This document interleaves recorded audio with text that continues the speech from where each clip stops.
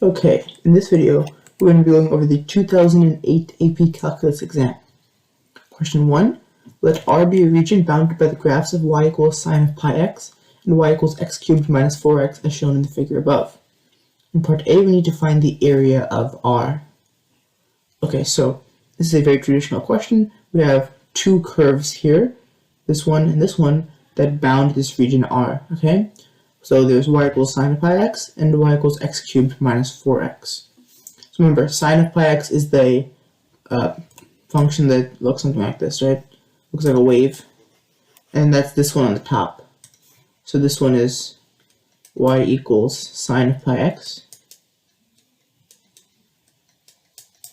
And then this one, this cubic function, is y equals x cubed minus 4x. Okay? So when we want to find the area of R, we need to use the equation for the area, which is the integral from a to b of the top minus the bottom. Okay? So the top is the curve that's on top here, and in this case that's y equals sine of pi x. The bottom is the curve which is on the bottom, which in this case is x cubed minus 4x. A and b are the x-coordinates of the intersection points of the two curves. In this case, the intersection points are clear. They are x equals 0 and x equals 2. So using that information, we can set up the integral expression to find the area of R. So we're going from 0 to 2, because those are the x values of the intersection points. And then our top curve is sine of pi x. Right, that's this one. And our bottom curve is x cubed minus 4x. And we're subtracting that, so minus x cubed minus 4x dx.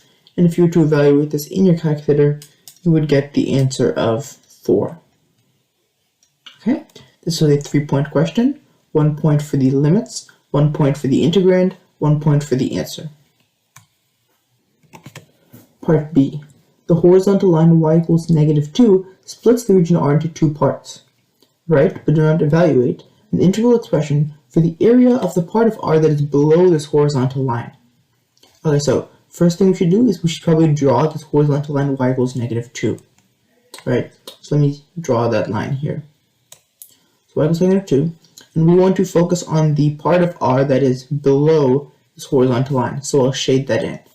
This is the part of R that is below the horizontal line, okay? And we want to find an integral expression for this area, okay? So this is very similar to part A, and we want to find the area of a region that's enclosed by two curves.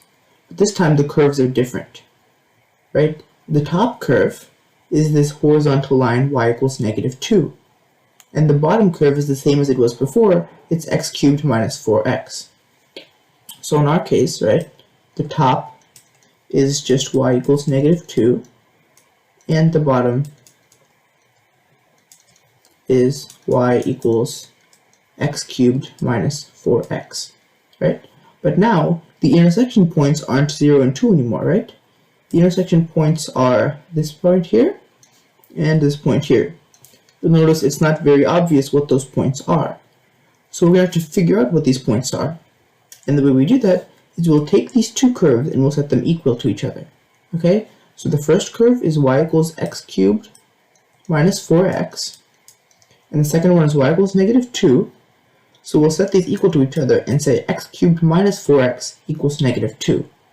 Okay, you can graph this and you will get two solutions.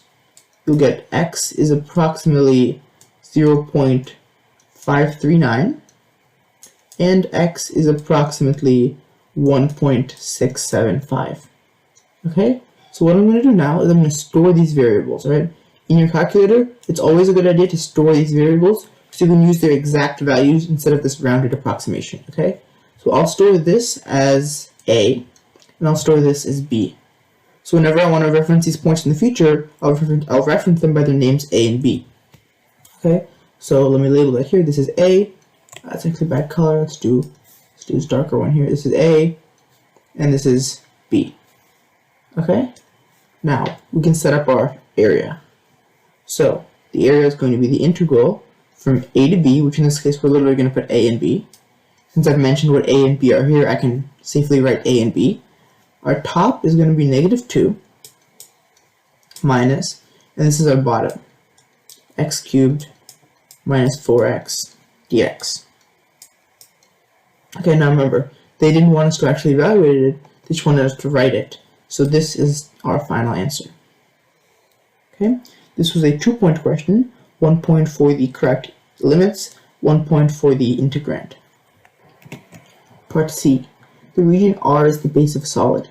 For the solid, each cross-section perpendicular to the x-axis is a square. Find the volume of the solid. Okay, so first of all it says perpendicular to the x-axis. That means we're going this way, right? This is perpendicular to the x-axis.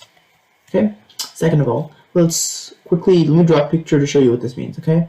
So what's going on is we have a R being the base of a solid, and then we're drawing an infinite number of rectangles. I'm going to try to draw in 3D here. That's one rectangle. And there's another rectangle. Or sorry, a square, not a rectangle. So we're drawing an infinite number of squares. Okay? And then all these squares together, you can imagine like an infinite number of them being drawn, will create some sort of a 3D shape. And the question is asking us to find the volume of that shape. Okay? So what we should do now is, firstly we should remember, okay, the formula for the area of a square is its side length squared, right? That's the area. So what we should do is we should try to find an equation for the side length, right? So let me erase these blue lines. I might accidentally, there we go. So let's look at this here. So this is an example of a side length, right? This distance here. So it is this height here, y equals sine of pi x, and this height here, y equals x cubed minus 4x, right? But since this length is negative, this x cubed minus 4x is negative, if I want to find the length of this total blue section, what I need to do is I need to take sine of pi x, and I need to subtract x cubed minus 4x. What I'm doing here is, since x cubed minus 4x is a negative number, I'm subtracting a negative number. So I'm basically adding these two y values up. This is my first one, and this is my second one. I'm adding those two up. This is the green one, and this is the orange one, right? I'm subtracting a negative, so I'm basically adding these two to get the total blue length here. Right, that's the blue. Okay? So the side length is this, and the area is the side length squared. So the area of one particular square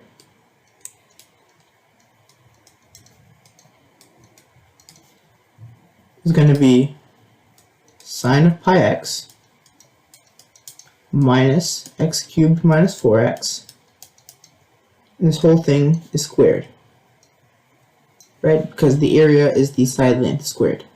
But now we're not quite done, okay? Because that's just the area of one square. What we're doing is we're adding up an infinite number of these squares all the way across this region R. So what we have to do is we have to integrate this across the domain for x. And in our case, with this region R, x goes from 0 to 2, right? So we need to integrate this from 0 to 2 so that we add up all of the rectangles that exist between 0 and 2. Okay? So we'll do that. We'll integrate this from 0 to 2, and we'll integrate sine of pi x minus x cubed minus 4x squared dx. Okay? And if you evaluate this in your calculator, you'll get a volume of 9.978. Alright, this was a 2-point question again. 1 point for the integrand, 1 point for the answer. Part D. The region R models the surface of a small pond. At all distance in R, at all points in R, a distance x from the y-axis, the depth of water is given by h of x equals 3 minus x. Find the volume of the water in the pond.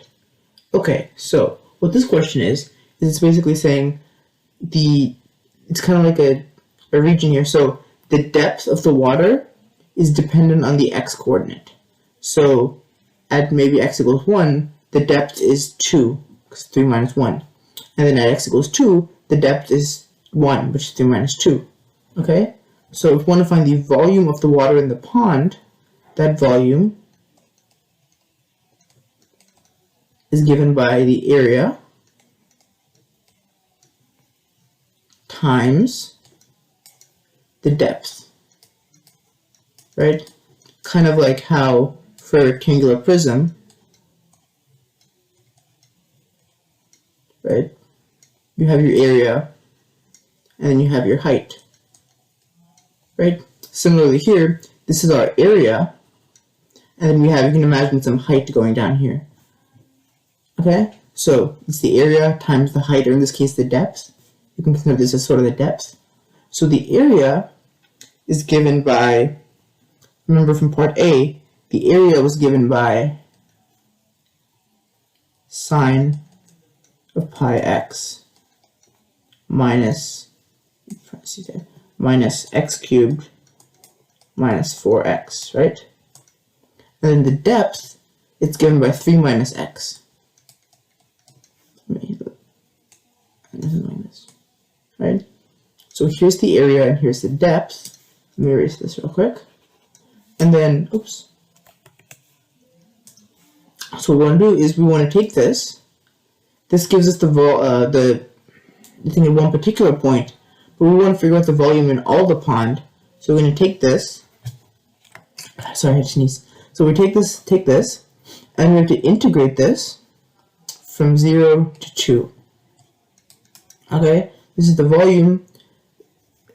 This will give us like the value of one particular x value, but we want to integrate it from 0 to 2 to find the entire volume of the whole pond. Okay, 0 to 2 of this, which is the area times the depth, dx. This will get you the volume, and if you were to evaluate this in your calculator, you will get 8.37.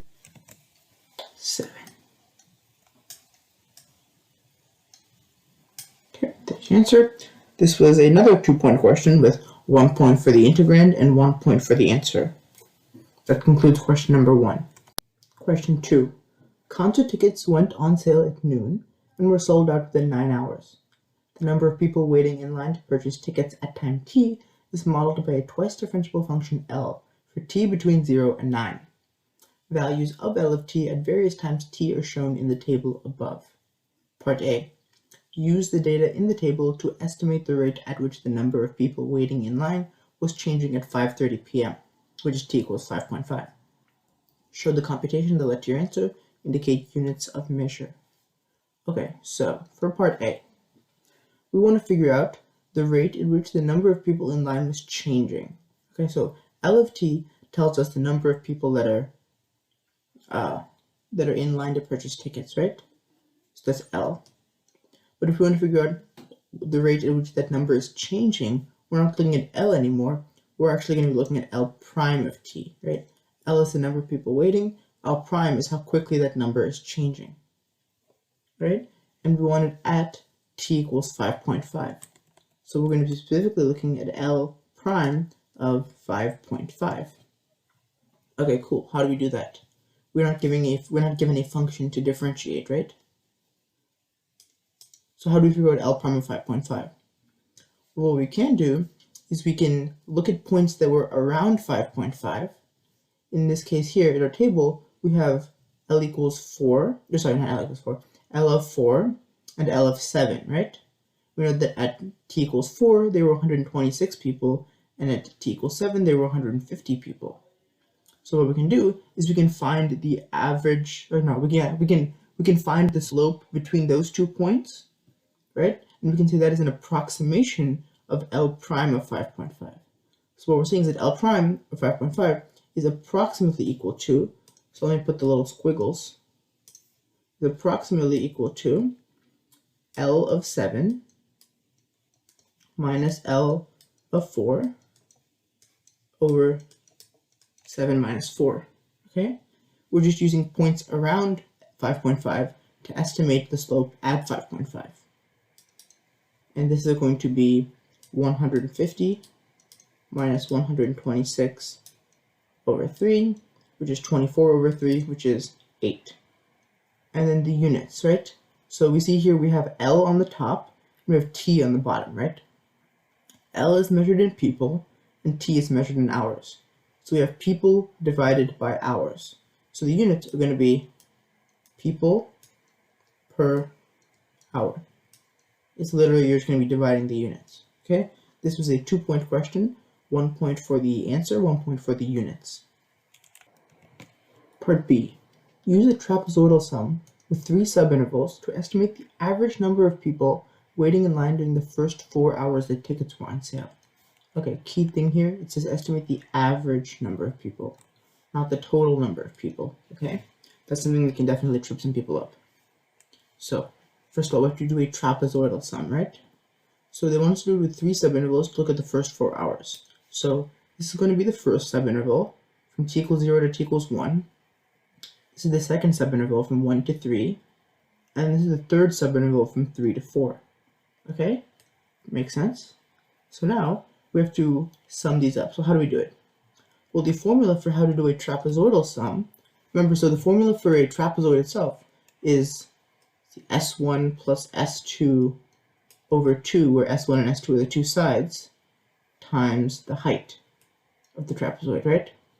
So we're going to take this and we're going to do a variation of this, where for our first subinterval, the area is going to be 1/2 times our 2 sides are going to be these two L of t values. So 1/2 times 120 plus 156, and the height is going to be the difference between these two t values. So in this case, that's going to be 1. Okay? And then in the second subinterval, we'll have, these are our 2 values for S1 and S2. And then the difference between 1 and 3 is going to be 2. And then finally, we'll have 176 plus 126 times 4 minus 3 is 1. Okay? So this right here, this would give us the total number of people that are standing in line, right? Because we're adding up all the different intervals of people standing in line for the first section, the second section, and the third section. So it would give us the total number of people that were standing in line in the total 4 hours. But we want to find the average number of people waiting in line. So in this case, to do that, we have to divide this by the time. And in our case, the time is the first 4 hours. So we take this entire thing and we divide it by 4, because the time is 4. Okay? This way, we'll get the average number of people that were waiting in line during the first 4 hours. Okay? This is the total people, this is the time, and dividing these will give us the average number of people. Doing that will get you 155.25 people. Okay? There's your answer. This was a 2-point question, 1 point for the actual calculation, 1 point for the answer. Part C. For t between 0 and 9, what is the fewest number of times at which L prime of t must equal 0? Give a reason for your answer. Okay, so it looks like this problem is looking at the sign of L prime of t. So we should probably go to our table and look at what we can deduce concerning the sign of L prime of t, right? That makes sense, I think. So let's see here. So at the beginning we have L is 120, and then L is 156, and then L is 176. So L is increasing in this area, right? So since L is increasing, we can say that in this section, L prime is positive. Now, carefully, this does not mean L prime of t is always positive in this interval, right? Maybe it went up and went down, went up and went down, but it must have gone up at some point because the total net change was positive. So this does not mean that L prime of t is greater than 0 for all t between 0 and 1, but it means that for some value, at least one value of t between 0 and 1, L prime of t was positive, okay? And then that's for this part here. And then from 3 to 4, what happened? Look, it went down, right? So again, it's not for all values of t between 3 and 4, but for, let me do it in a different color. For some values of t between 3 and 4, L prime of t is less than 0, right? And then you can probably guess where this is going next. 4 to 7, it went up. So L prime of, that's an awful color, sorry. Hold on. 4 to 7, it's going up. So L prime of t must be greater than 0 for at least one point. And then finally from this point here onward, we see that it goes down. So L prime of t is less than 0. Okay, so we see here it's greater than 0, here it's less than 0, here it's greater than 0, here it's less than 0. Again, remember, this is not for all values, it is just for some values, or maybe one value, or whatever. Okay, so we see here that here it switched from going above 0 to below 0 here, right? So there's one switch in sign. And then here it switched from below 0 to above 0. That's another switch in sign. And here it switched from above 0 to below 0. That's another switch in sign, right? By the way, all of these justifications are being made using the mean value theorem, okay? So we can say using the mean value theorem that all of these four statements are true. L prime of t is greater than 0 for some t in this interval, and then in this interval, and then L prime of t is less than 0 for some t in this interval and this interval. Okay, so we see that L prime of t switches signs at least one. Oh, that's white. So see L prime of t switches signs at least once, twice, thrice. Right? L prime of t switches above 0, below 0, and above 0 again. So since there are 3 times it switched from one to the other, we can say that there are at least 3 times when it must have equaled 0, because by the intermediate value theorem, if you go from above 0 to below 0 and you're continuous, you had to pass through 0 to get there. So since we have these 3 places where it switched, where L prime of t switched sign, then L prime of t must equal 0 at least 3 times on 0 to 9. Okay, and then the explanation here for the points was a little bit confusing. I'll just tell you what they said. They said 1 point for mentioning that there was a change in sign, another point for the analysis, and 1 point for the conclusion. I'm assuming that the analysis is talking about the intermediate value theorem, and the conclusion is telling that it must equal 0 at least 3 times from 0 to 9. That's part C. Part D. The rate at which tickets were sold from t between 0 and 9 are modeled by this function in tickets per hour. Based on that, how many tickets were sold by 3 p.m. t equals 3 to the nearest whole number. Okay, so R of t is telling us how many tickets per hour were sold, right? So if you can plug in one value of t, you're going to figure out how many tickets per hour were sold at that time. But if you want to figure out how many tickets were sold over a range of times, which is between 0 and 3, t equals 0 and t equals 3, you'll have to take this function and integrate it from 0 and 3. Okay, so from 0 to 3, you'll integrate 550 t e to the negative t over 2 dt, and this is going to get you how many tickets were sold in total, not just per hour, but in total from 0 to 3. If you were to evaluate this in your calculator, you would get 972.784, but they want it to the nearest whole number, so we'll say 973 tickets. Okay, and then if you weren't convinced totally, remember that when we're integrating, we're just taking our graph and we're finding the area of this graph, right?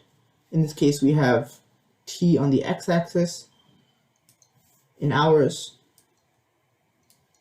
and we have R of t on the y-axis in tickets per hour.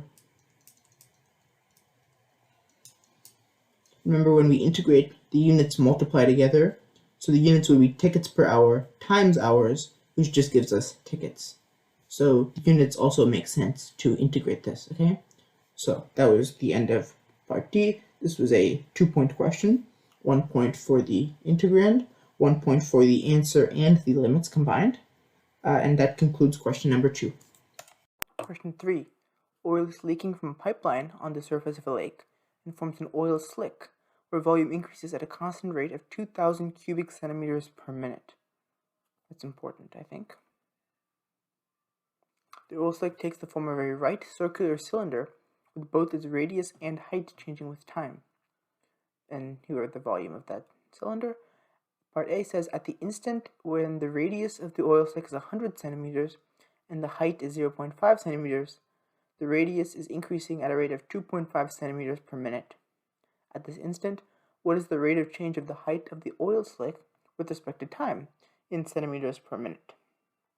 Okay, so they want to know what's going on when R equals 100 and H equals 0.5, right? So when, let's do it in white again. When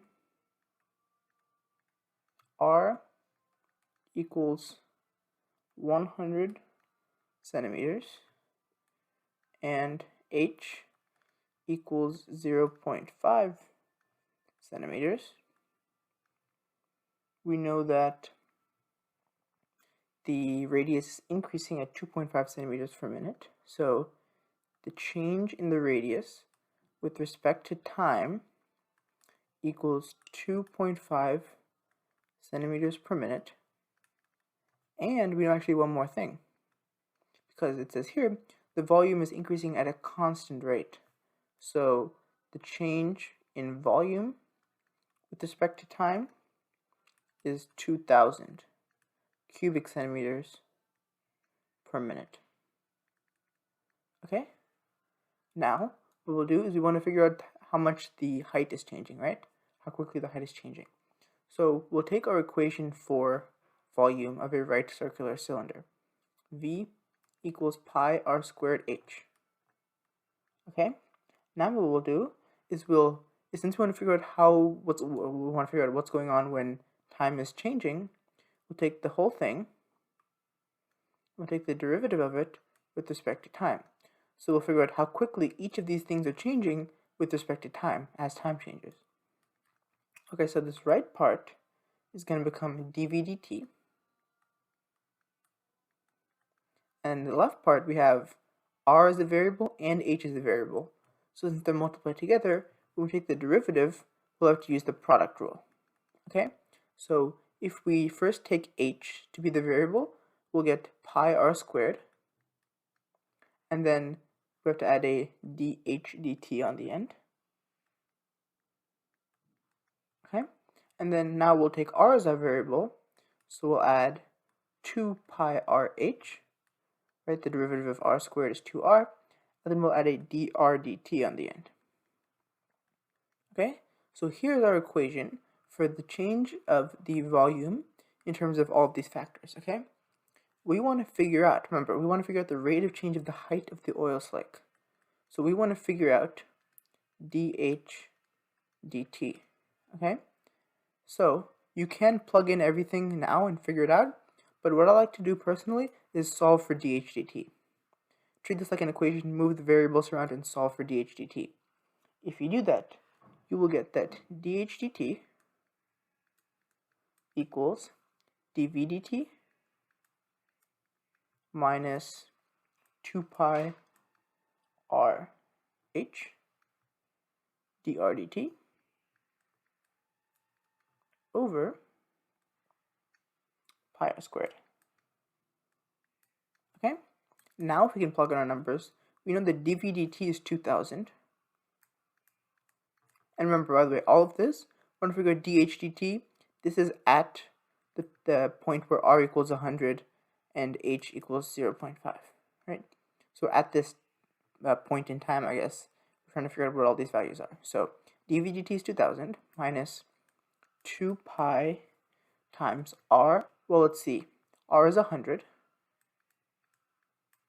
H is 0.5. and then dr dt. dr dt is 2.5. Okay, and we're dividing this by pi r squared. That's going to be pi times 100 squared. Okay, so you put this in your calculator, and you get 0.039. Okay, now the question is, what are the units? Well, let's see. We're figuring out dh dt, right? So it's going to be the units for h divided by the units for t. The units for h are in centimeters, and the units for t are in minutes. So in this case, the units for dh dt is going to be centimeters per minute. Okay, and that is part A finished. This was a 4-point question. 1 point for figuring out that dv dt is 2000 and dr dt is 2.5 for labeling those. You get 2 points for successfully taking the derivative with respect to time of the equation for volume, and then 1 point for the final correct answer. Part B. A recovery device arrives on the scene and begins removing oil. The rate at which oil is removed is R of t is equal to 400 square root of t cubic centimeters per minute, where t is the time in minutes since the device began working. Oil continues to leak at the rate of 2000 cubic centimeters per minute from the time t when the oil slick find the time t when the oil slick reaches its maximum volume and justify your answer. Okay, so this is going to require a little bit of just logical thinking, right? So we want to figure out when the oil slick has reached its maximum volume, right? We want to figure out, in part B, we want to figure out maximum volume, okay? Logically, if the volume is maximum, that means we're going to have a critical point there, so that means dv dt is going to equal 0, okay?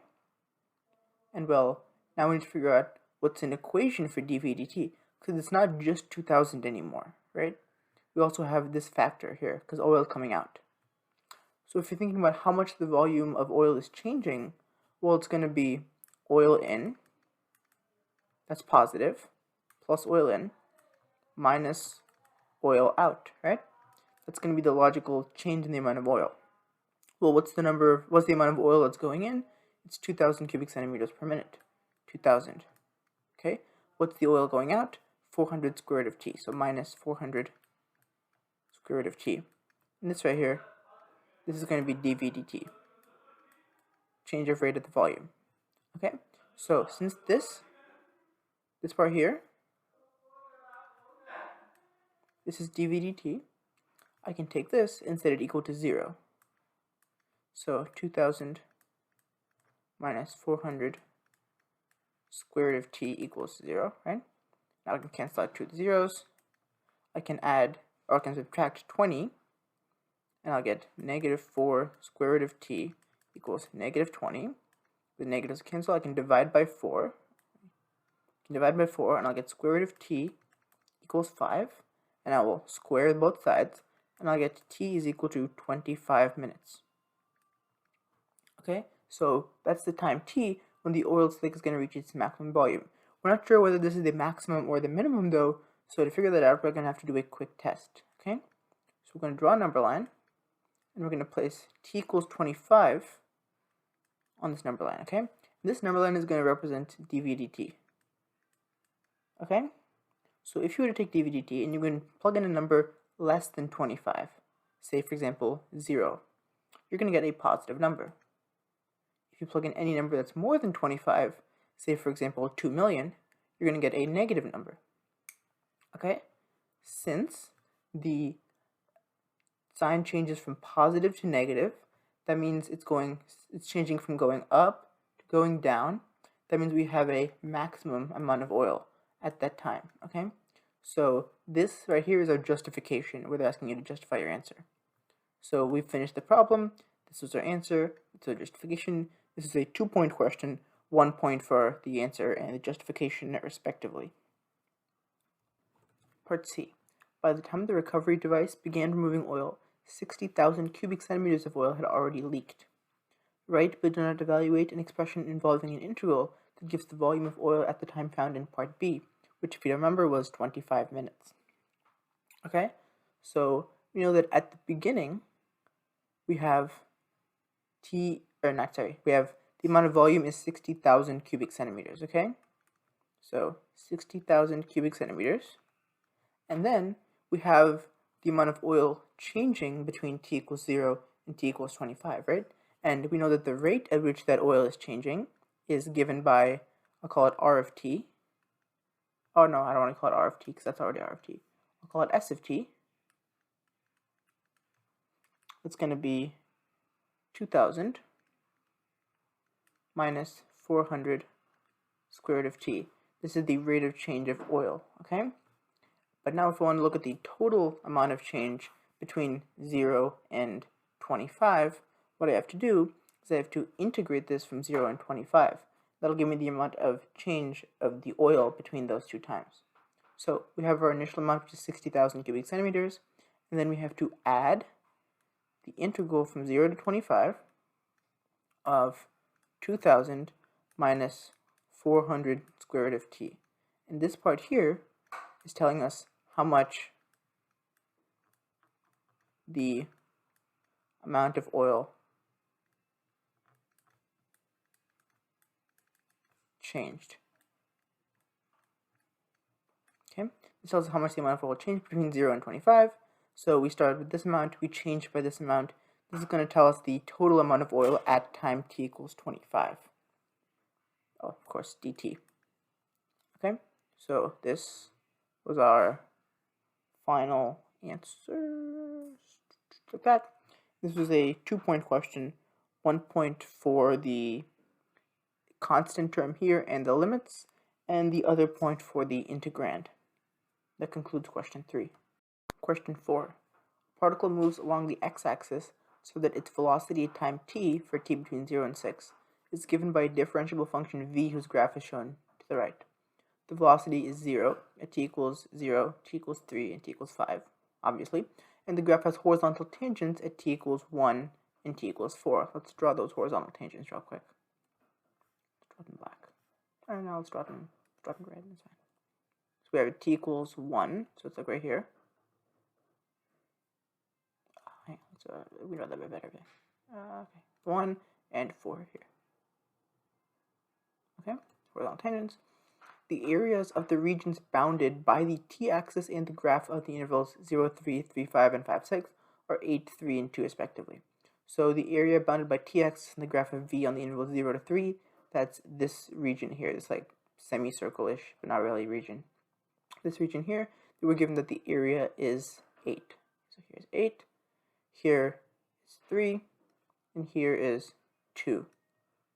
At time t equals 0, the particle is at x equals negative 2 initially. So for t between 0 and 6, find both the time and the position of the particle, and the particle is farthest to the left. Justify your answer. Okay, so what I want to do real quick is I want to draw like a sketch of the particle's motion that'll help us understand this question a lot better. Okay, so let's say the particle is moving this way.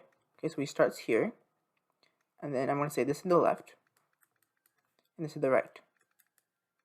Okay, so here, notice that from 0 to 3, his velocity is under the t-axis, right?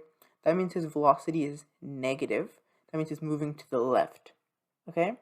Maybe he's going to move something like this. I don't know the exact way it's going to look, but it'll look something like this. He's moving to the left, okay?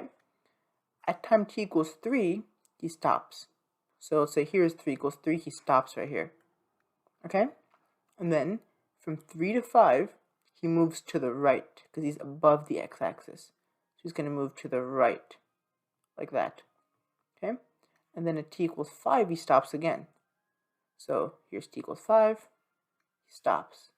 And then from 5 to 6, he turns around and he goes to the left again, okay? So he's going here, and then he stops here at 6, okay? And the question is, where is the particle farthest to the left? Well, I mean, in this graph that I've drawn here, it looks like it's 3, but it's possible that it could be 6 as well, right?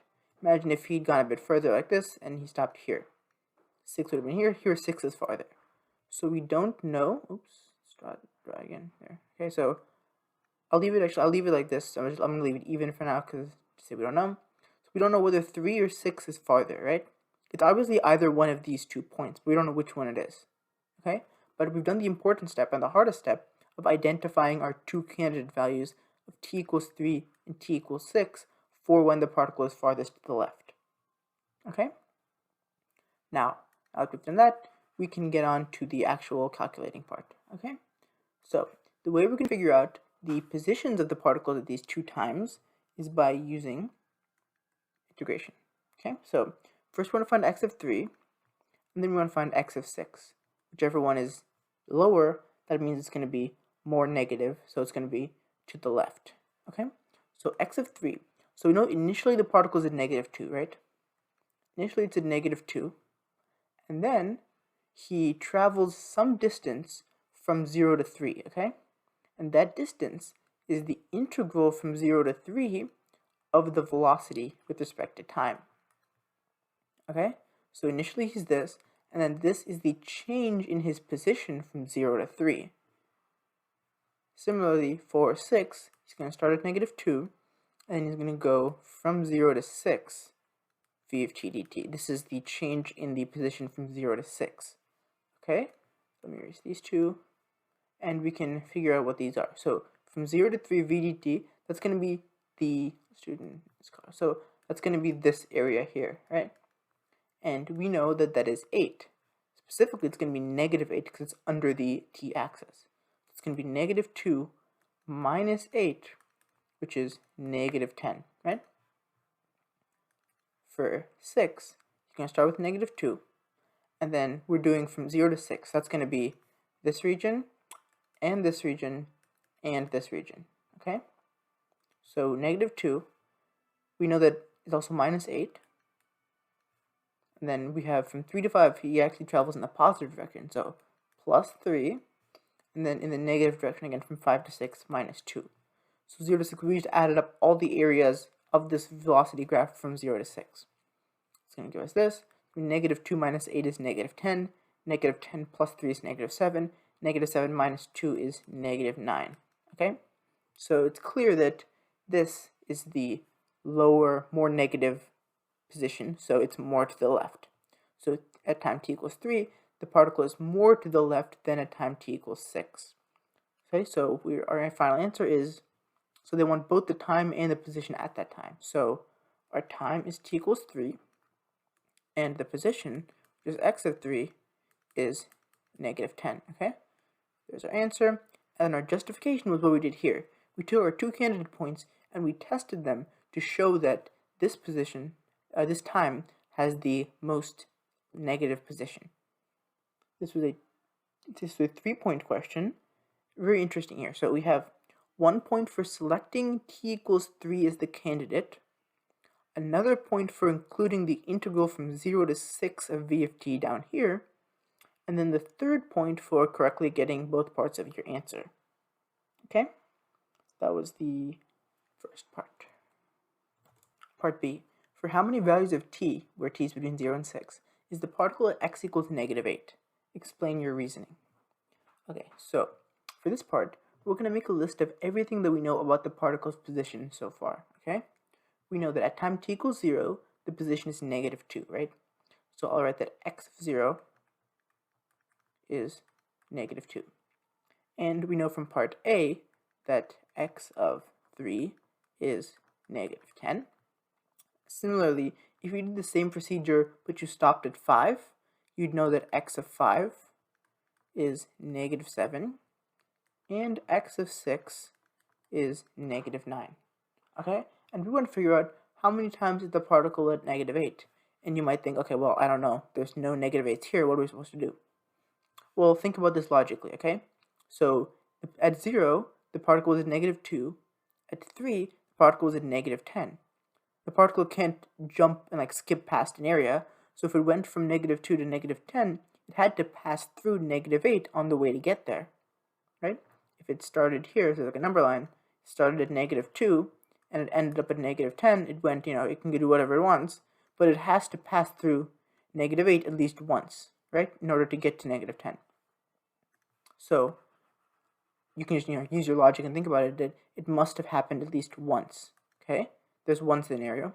And then here, between 3 and 5, at 3 it was a negative 10, at 5 it was a negative 7, so it must have passed through negative 8 to get from negative 10 to negative 7. right? Because -8 is in between those two numbers, so it's another situation. And then finally, from -7 to -9, there's another possibility where he had to pass through -8 to get from -7 to -9. So that's the third possibility. I keep saying possibility. I mean, he has to go through -8 in each of these three situations at least once. Okay? So totally, this is 1, 2, 3. This is 3 values of t, for which x of t must equal -8. Okay? So for your explanation, you'd probably start off by saying that this is a continuous function, so we didn't just like jump past any areas. So we could say the particle moves continuously from 0 to 3 to 5 to 8.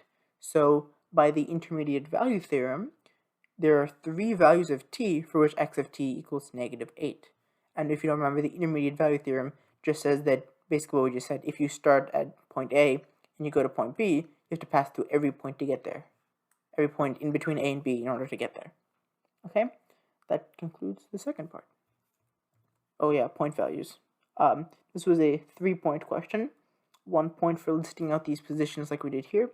1 point for correctly stating that there is 3 values of t for which x of t equals -8. And 1 point for what AP says is a description of the particle's motion. So I guess that just means saying that it's continuous and didn't jump around anywhere. Part C. On the interval between 2 and 3, is the speed of the particle increasing or decreasing, giving a reason for your answer? Okay, so this is part C and D are both very quick, by the way, so we're almost done. So when you're looking at speed, okay, what you want to do whenever you're looking at a speed is you want to look at the velocity and acceleration. A common mistake is just looking at velocity and falsely correlating velocity and speed, but you also have to look at the acceleration, okay? And acceleration, by the way, it is the derivative of velocity. Okay, so between 2 and 3, let's look at our graph between 2 and 3. So 2 is here, 3 is here, that's this part of the graph. Okay, now we notice some things about the velocity and the acceleration. Right? Remember, velocity is what this curve is. Notice that for the entire duration between 2 and 3, the velocity is under the t-axis. So the velocity is negative between 2 and 3. Right? Acceleration is the derivative of velocity. Remember, that's the slope of the tangent line. And you notice that everywhere between 2 and 3, this graph is sloped upward. So the acceleration is positive for everywhere between 2 and 3, because even though the graph itself is under the t-axis, it's sloping up. Okay? So now the key thing to note here is that the velocity and acceleration have opposite signs. Okay? And since the velocity and acceleration have opposite signs, then the particle is slowing down. Okay?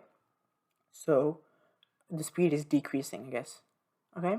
And then for your explanation, since they want you to give a reason for your answer, you'd say, since v of t and v prime of t have opposite signs on 2 is less than t less than 3, therefore we can say that the speed is decreasing on that interval.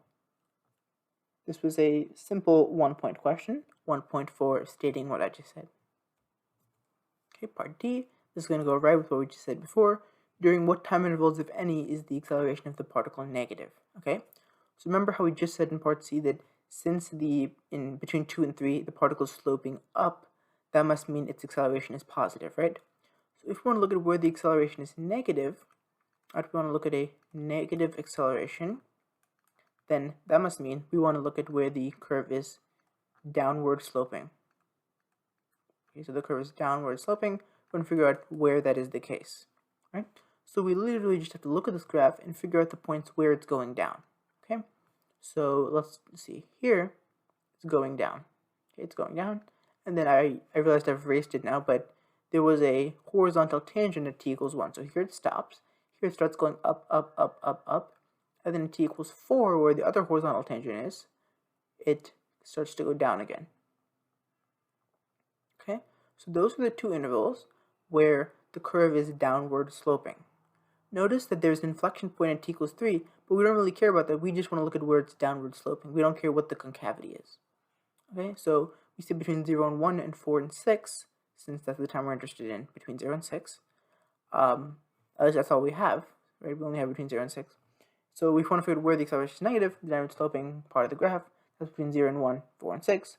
So we'll say 0 is less than t is less than 1, and 4 is less than t is less than 6, because v of t is decreasing on those intervals. All right, this was a 2-point question, 1 point for correctly stating the 2 intervals, and another point for the correct explanation. That concludes question number 4. Question 5. We have a differential equation, dy dx equals y minus 1 over x squared, where x is not equal to 0. I love these type of questions because they give you so many points. They give you a point for doing literally everything. So if you see one of these questions, you're going to be very happy because you know that you're going to get a lot of points here, okay? So let's look at this question. We want to first graph a slope field for the differential equation given these 9 points. Obviously, these points are not there because x cannot equal 0, because that would cause a 0 in the denominator, right? Okay, so the first thing to note is that if we plug in y equals 1 into the dy dx, then we'll get 1 minus 1, which is 0. So if y equals 1, then the slope, which is dy dx, equals 0. And by the way, if it's not clear, dy dx here is just the slope. Okay, so what we're going to do now is we're going to say, okay, so if here I'm going to draw straight line slopes for all of these points where y equals 1. Okay, there we go. Now, for these other 6 points, there's really not much else to do other than plug in the numbers.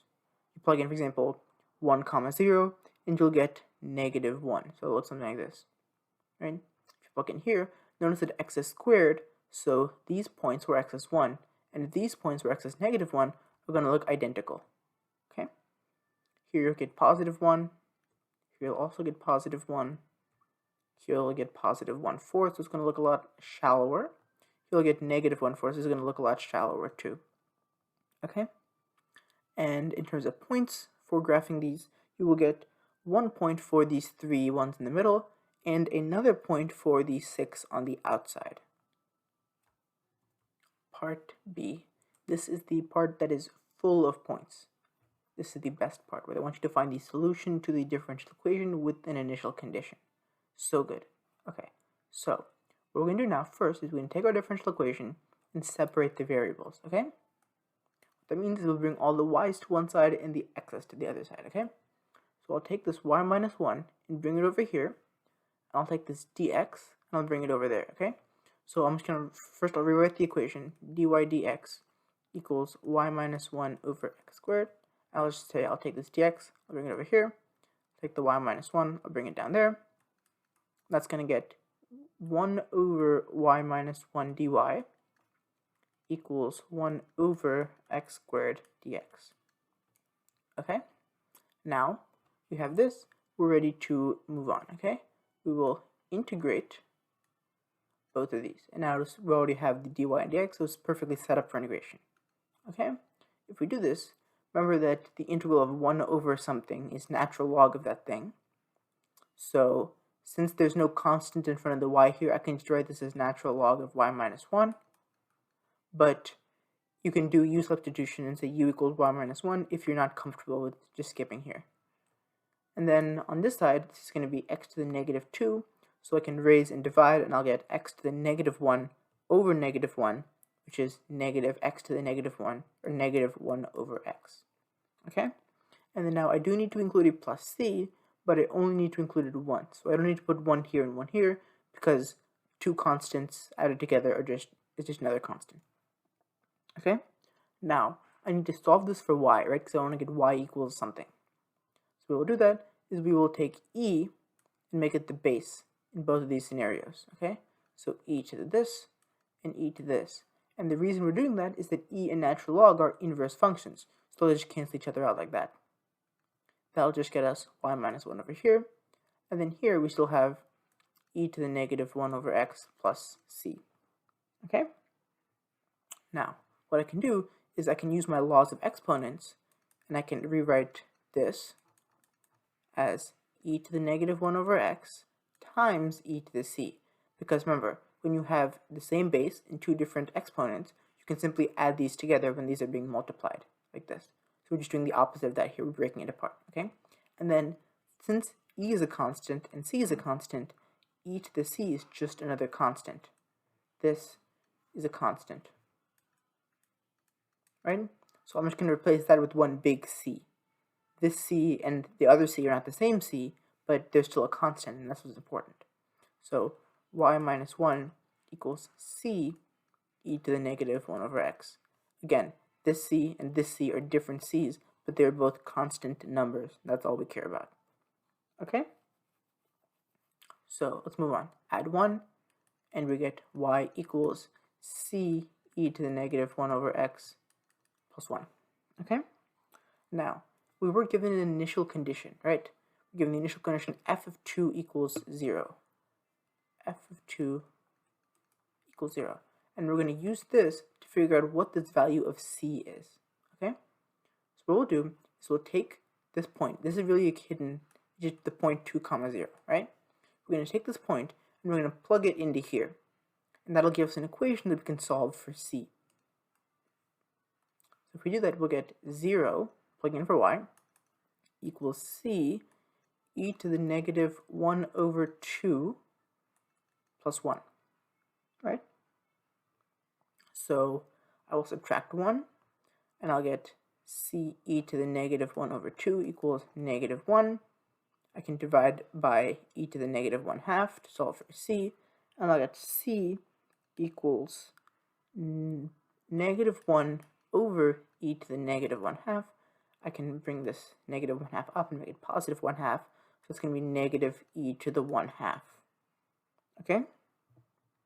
Now what I can do is, since I know what e is, I can take this and plug it back into my original equation. So y equals negative e to the 1/2 e to the negative 1 over x plus 1. Okay? And what I can also do is I can rewrite this to make it a bit neater. Since we're going to use this equation again in part 3, it would make sense to take a minute and rewrite this to make it clean and easy to work with. I can rewrite this as 1 minus e to the 1/2 minus 1 over x. Okay? And again, I just did the same thing. I added these 1/2 and negative 1 over x together, and I brought the 1 over to this side. That's all. Okay? All right, let me box the whole thing here. Okay? That was part B. And part B was a 6-point question. This one thing was 6 points. Okay? You got 1 point for separating the variables and getting this, 2 points for successfully integrating everything, another point for including a plus c, another point for using your initial condition, and another point for solving for your final answer, and getting y equals this. Okay, so that was 6 points in one part. I'm just going to knock out part C here because it's very, very simple. Part C asked for the limit as f of x approaches infinity, or sorry, as x approaches infinity. So the limit as this approaches infinity. There's really nothing out of the ordinary here. It's just a limit as x approaches infinity of 1 minus e to the 1/2 minus 1 over x. And let's think about this. If you plug in a bigger and bigger number here for x, it's going to be like 1 over 10,000, 1 over 20,000, whatever, we're getting on and on and on. That's going to eventually go to 0, right? This part goes to 0. Because it's like, splitting a pie into smaller and smaller pieces, into more and more pieces, each piece gets smaller and smaller. Okay? So when you plug it in, you get this part going to 0. So you get 1 minus e to the 1/2 minus 0, which is just 1 minus e to the 1/2, which is 1 minus square root of e. That is the final answer. And this was just a simple 1 point for the final answer question. Okay? That concludes question 5. Okay, question 6, the final question. Let f be the function given by f of x equals ln x over x for all x greater than 0. The derivative of f is given by f prime of x equals 1 minus ln x over x squared. I'm not sure why they gave that to you because it's pretty easy to figure out yourself, but we'll take it, right? Part A. Write an equation for the line tangent to the graph of f at x equals e squared. Okay, so whenever you see write an equation for the line tangent to the graph, you always need to write down the words point and slope, because those are the two things you need, like two pieces of the puzzle, right? So if we were at x equals e squared, the point is going to be e squared comma f of e squared, right? That's x comma y. And then for the slope, that's going to be the derivative at that point. That's going to be f prime of e squared, right? So we've got to figure out what f of e squared is and what f prime of e squared is, and then we'll be able to figure out the equation of the tangent line, okay? So we'll see f of e squared, right? That's going to be taking e squared and plugging it into here. So it's going to be ln of e squared over e squared, right? Now we can use the rules for logarithms. We can take this 2, bring it down there, so we'll get 2 ln e over e squared. And remember, ln and e are inverse functions, so this just becomes 1. So it's just 2 over e squared, right? And then for f prime of e squared, that's going to be, we have to plug in e squared into this thing. So it's going to be 1 minus ln of e squared over e squared squared, so e to the 4th. And we'll do something similar to what we did last time. We will bring this down. We'll say 1 minus 2 ln e over e to the 4th. ln e is just 1. This is 1 minus 2 over e to the 4th, which is negative 1 over e to the 4th. So now we have the f of e squared and the f prime of e squared, so we can make our equation. So remember, the formula for line is y minus y1 equals m times x minus x1. Our point is x1, y1, and our slope is the m. So just plugging those in, we get y minus f of e squared is 2 over e squared equals m, which is the slope, which is negative 1 over e to the 4th times x minus x1, well, x1 is e squared. Okay, and that is the equation for the tangent line at e squared. This was a 2-point question, 1 point for correctly figuring out the values of f of e squared and f prime of e squared, and a 2nd point for putting those together into the tangent line equation. Part B. Find the x-coordinate of the critical point of f. Determine whether this point is a relative minimum, a relative maximum, or neither for the function f. Of course, justify your answer. Okay, this is a pretty simple one. So, if the x-coordinate is a critical point, that's going to mean that its derivative is 0, right? So we'll take our derivative, which is f prime of x, and we'll set it equal to 0. And guess what? We know what f prime of x is. It's 1 minus ln x over x squared. So that means 1 minus ln x over x squared is equal to 0, right? We can, since x is greater than 0, we can just kind of ignore that part, and we'll just say, okay, 1 minus ln x is equal to 0. You can think about it multiplying by x squared. So we have this, add x to both sides, 1 equals ln x. Solving this by putting an e at the base there, we get that x equals e. Okay, so this is the x-coordinate where f prime of x equals 0. And now we want to determine whether it's a relative minimum or a maximum, right? So the way we do that is by using a number line, okay? We'll have x equals e, and this is going to be the graph of f prime of x, okay? We'll put a point that's greater on this side and a point that's less on this side and determine the signs, okay? If we put a point that's greater, let's say we put 1,000,000, right? It's going to be 1 minus a huge number over a huge number, that's going to be negative. And then if we put another number, let's say, I don't know, a number that's smaller than, say, 1, it's going to be a negative number, or sorry, 1 minus 0 over 1, so it's going to be a positive number, actually. So this means our graph is going from increasing to decreasing. It's going from up to down. So that means this is a maximum, right? It's at the top of the hill. So we say that the critical point is x equals e, and it is a relative maximum, okay? And they ask for justification. Well, guess what? This is our justification right here. We're showing that we're testing our critical point on putting in a point on both sides to determine the sign of f prime of x. This was a 3-point question. 1 point for correctly determining the point x equals e, the 2nd point for saying it's a relative maximum, and the 3rd point for testing it or justifying it in another way. Part C. The graph of the function f has exactly 1 point of inflection. Find the x-coordinate of this point. Okay, so here's where the math is going to get a bit more intense. Because to find points of inflection, we need to look at the second derivative. So we're going to have to take the derivative of this here function. Okay, so f double prime of x, right? And to do this, we're going to have to use the quotient rule because we have something on top and something on the bottom, and we're dividing these two things, okay? So remember, the quotient rule says top times the derivative of the bottom minus, bottom times derivative of the top minus top times derivative of the bottom over bottom squared, right? So we'll have bottom times derivative of the top. The derivative of this is going to be negative 1 over x, right? Minus the top, which is 1 minus ln x, times derivative of the bottom, which is 2x, over the bottom squared is x to the fourth, right? Simplifying this a bit, we can cancel one of the x's, and we can get, let's see here, we'll get negative x minus 1 minus ln x times 2x, and now there's an x, over x fourth, of course, right?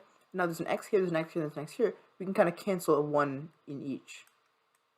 Okay, so that's going to get us negative 1 minus ln x times 2 over x cubed. Alright, and we can distribute the 2.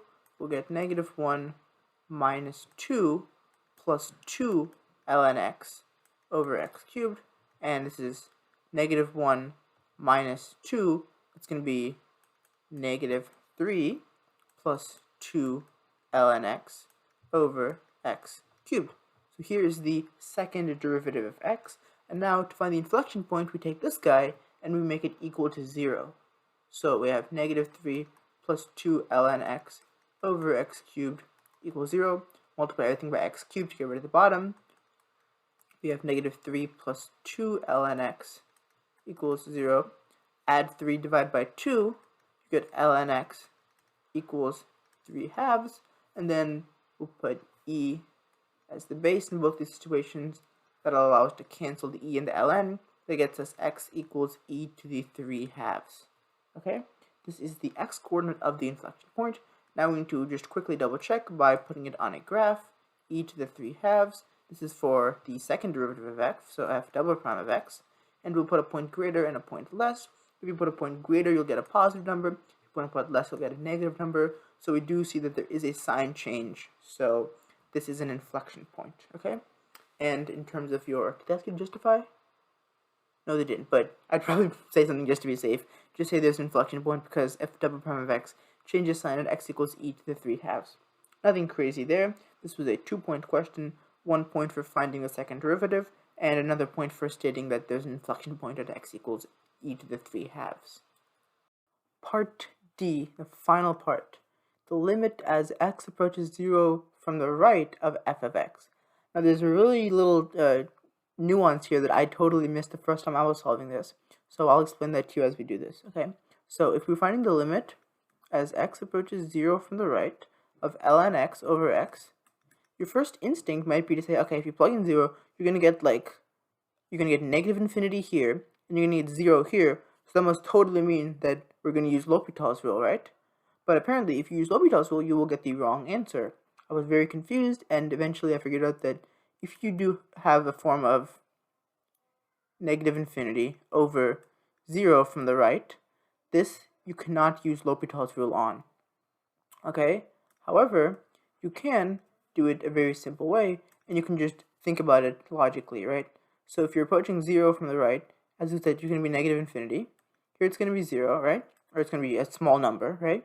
So since the denominator is small and the numerator is big, this is clearly going to go to negative infinity. This is a small positive number, this is a huge negative number. This is just, you can just logically say, okay, this is going to go to negative infinity, right? You have two things that are both making the number bigger, so this is going to go to negative infinity, okay? And this is a simple 1 point for getting the right answer kind of question.